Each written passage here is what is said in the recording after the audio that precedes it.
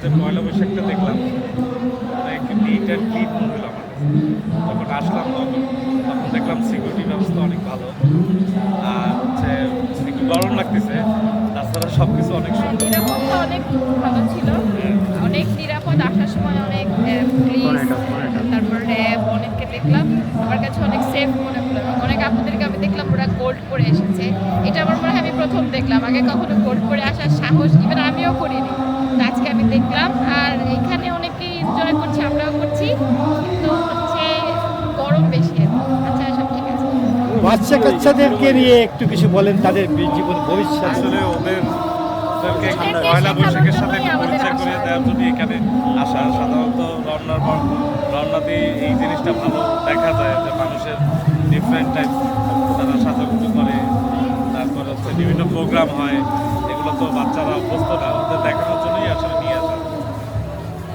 বাংলা সংস্কৃতির সাথে পরিচয় আপু, আজকে তো পয়লা বৈশাখকে ঘিরে বেশিরভাগ বাঙালি নারীরা শাড়ি পরে। আপনি আসলে সেই শাড়িতে আবদ্ধ না হয়ে কেন আসলে সেলোয়ার কামিজ আবদ্ধ হয়েছেন একটু? আসলে আমি শাড়ি পরতেও পারি না ভালো করে, আর অনেক সময় লম্বা সময় ধরে সেটা ক্যারি করতে পারি না। আমার কাছে অনেক কমফোর্টেবল লাগে সালোয়ার কামিজ পরা, তাই। আর আজকে একটু প্ল্যান করে আসছি, সারাদিন বাইরে থাকবো, তো আমার কাছে মনে হয়েছে যে আমি একটা সালোয়ার কামিজ পরলে আমার ভালো লাগে, এই জন্যই পরে আসা। তবে শাড়িতেই বেশি সুন্দর লাগে, এটা সত্যি কথা। মেয়েদেরকে মানে যে কোনো বাংলা সংস্কৃতির অনুষ্ঠানে শাড়িতেই বেশি ভালো লাগে।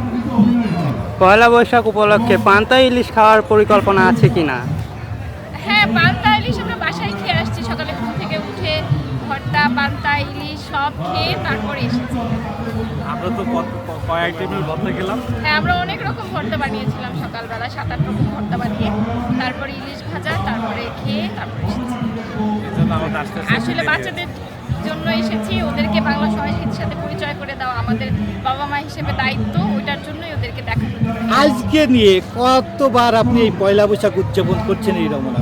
আমি ছোটবেলা থেকেই সবসময়ই পহেলা বৈশাখ উদযাপন করে এসেছি, সব সময়। মানে আমার যত বয়স আমি সবসময়ই বাইরে এসেছি। ছোটবেলায় ফ্যামিলির সাথে আসতাম, বাবা মায়ের সাথে, আর এখন হাজবেন্ড ছেলে মেয়ের সাথে আসি। আচ্ছা, তোমরা যে তোমার বাবা মার সাথে